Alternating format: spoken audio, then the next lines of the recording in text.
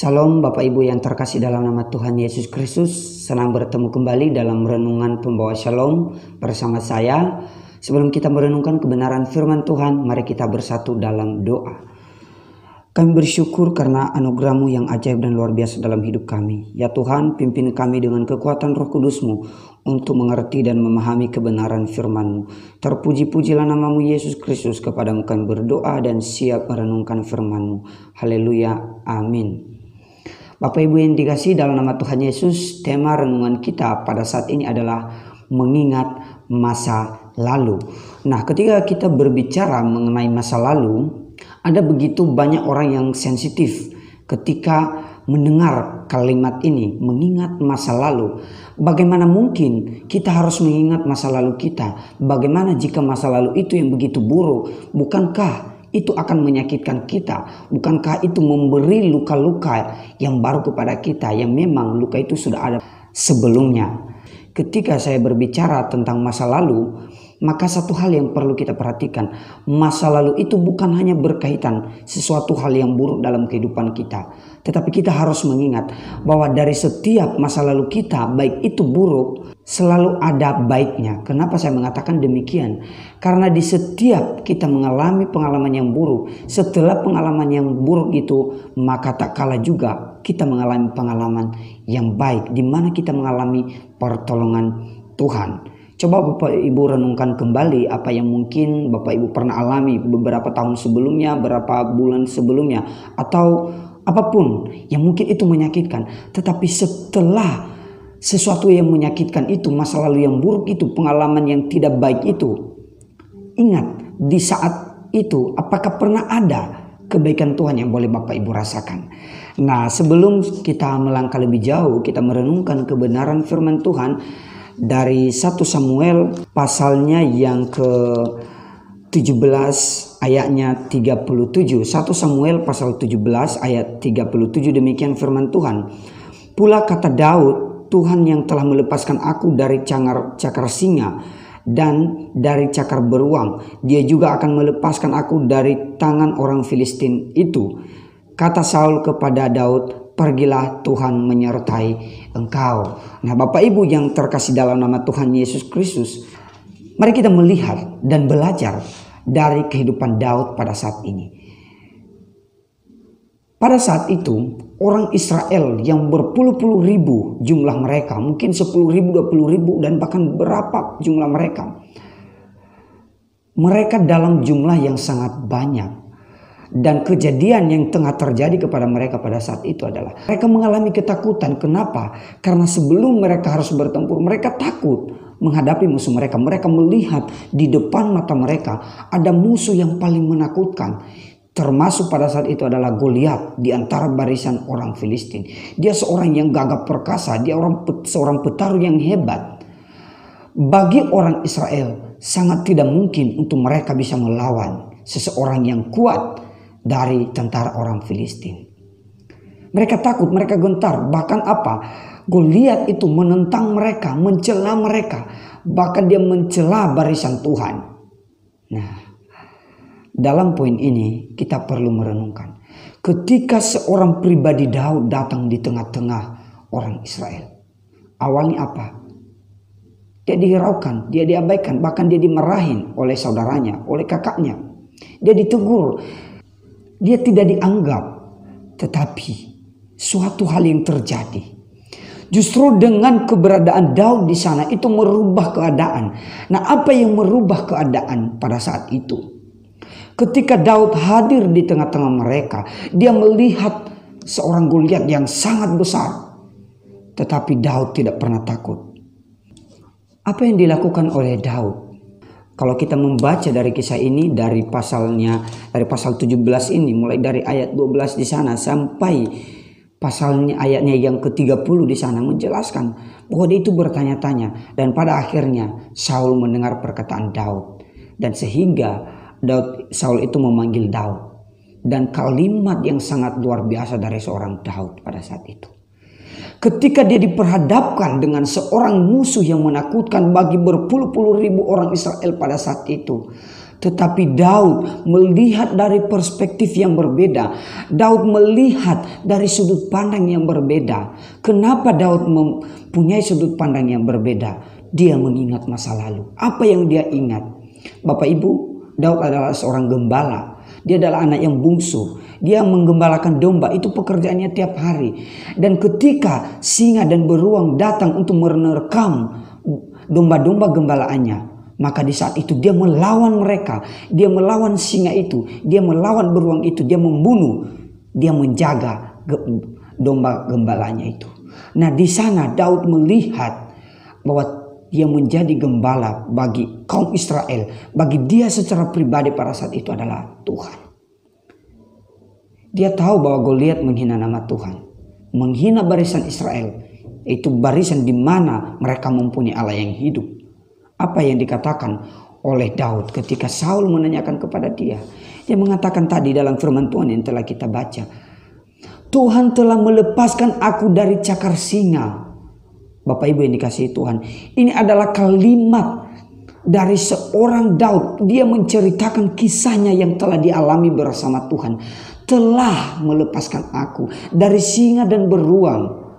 Masa lalu yang telah dia lewati bersama dengan Tuhan dalam proses dia menggembalakan domba. Dia mengingat di sana bahwa tangan Tuhan telah melepaskan dia. Maka sekarang juga dia yakin dengan penuh iman bahwa Tuhan juga melepaskan dia dari tangan seorang Goliat, dari tangan orang yang tidak percaya kepada Allah, dari tangan orang yang tidak takut akan Allah. Dia yakin suatu hal itu. Dia yakin bahwa dia mempunyai kemenangan. Tapi apa yang terjadi? Justru dengan kehadiran Daud, justru dengan keberadaan Daud di sana, karena dia mampu mengingat masa lalu, dia merubah duka cita orang Israel menjadi sukacita. Dia mengubah rasa takut orang Israel menjadi kemenangan. Dia mengubah kegelisahan orang Israel menjadi suatu sorak-sorak dan kemenangan yang luar biasa bagi mereka. Bapak Ibu yang dikasihi dalam nama Tuhan Yesus, kita di tengah-tengah pandemi pada saat ini, kita begitu takut. Di tengah-tengah bencana yang sedang terjadi di mana-mana, kita takut, wajar. Kita sangat takut. Atau apapun pergumulan hidup yang boleh kita alami, di tengah-tengah penderitaan yang boleh kita lalui, adakah kita pernah mengingat kebaikan Tuhan di masa lalu kita? Kita harus mengingat kembali, merenungkan kembali. Kalau Tuhan menolong saya hari kemarin, maka Tuhan juga menolong saya hari ini. Kalau Tuhan telah melepaskan saya dari berbagai persoalan selama saya menjalani kehidupan ini hingga detik ini, maka saya yakin dan percaya bahwa Tuhan juga memberikan kekuatan. Tuhan juga menolong dan melepaskan saya di titik ini dan untuk seterusnya. Kita harus mengingat masa lalu kita, flashback dalam setiap persoalan yang boleh kita alami dan mengingat bagaimana Tuhan menolong kita di tengah-tengah persoalan itu. Mungkin Bapak Ibu mengalami sakit penyakit di masa lalu. Mungkin Bapak Ibu mengalami sakit hati. Tetapi dengan berjalannya waktu, kembali diperbaharui. Mungkin Bapak Ibu mengalami luka yang paling dalam, persoalan yang luar biasa. Tapi Bapak Ibu mengalami pertolongan Tuhan. Bapak Ibu dilepaskan oleh Tuhan, ditolong oleh Tuhan. Apakah tidak cukup itu menjadi pengalaman iman Bapak Ibu saudara-saudari bersama dengan Tuhan? Saya juga mengalami hal yang demikian. Tapi justru dengan saya mengingat bagaimana Tuhan menolong saya di masa lalu, maka saya yakin dan percaya bahwa Tuhan juga melepaskan saya di saat yang sekarang. Dia menolong saya pada saat ini. Apa yang perlu kita takuti? Bapak Ibu, marilah kita seperti Daud. Mari kita mengubah duka cita kita menjadi sukacita. Mari kita mengubah ketakutan kita, kegelisahan kita menjadi sebuah kemenangan bagi kita. Jangan kita terus terdiam di dalam kegelisahan kita dan ketakutan kita. Oleh sebab itu Bapak Ibu yang dikasihi dalam nama Tuhan Yesus, inilah kita pada saat ini. Sekali lagi mari kita merenungkan kehidupan kita, bagaimana kita mengalami pertolongan Tuhan selama ini. Mungkin Anda yang berusia 20 tahun, renungkan dalam usia 20 tahun itu bagaimana Tuhan menolong. Usia 30 tahun, renungkan betapa banyak pertolongan Tuhan yang boleh Bapak Ibu alami dalam sepanjang hidup dalam menjalani hidup selama 30 tahun. Atau mungkin sudah 50 tahun, 60 tahun. Renungkan kembali masa lalu Anda bersama dengan Tuhan. Bagaimana Tuhan telah menolong dari hal-hal yang terkecil sampai hal-hal yang sangat terbesar. Maka ingat kalimat ini. Jika Tuhan telah menolong kita pada masa lalu, maka Tuhan juga yang menolong kita pada masa sekarang. Dan Tuhan juga memberi kita masa depan yang indah. Dan Dia akan menolong kita. Jika Tuhan telah menyertai kita dalam masa lalu, Tuhan menyertai kita pada masa sekarang, dan kita yakin dan percaya Dia juga menyatakan penyertaan yang sempurna dalam masa depan kita. Oleh sebab itu, marilah kita merenungkan ini. Mungkin selama ini kita terus mengingat masa lalu kita hal-hal yang buruk tanpa mengingat kebaikan Tuhan. Tapi mari kita mengingat masa lalu, kita melihat pertolongan Tuhan. Bapak Ibu yang dikasihi Tuhan, marilah kita seperti Daud.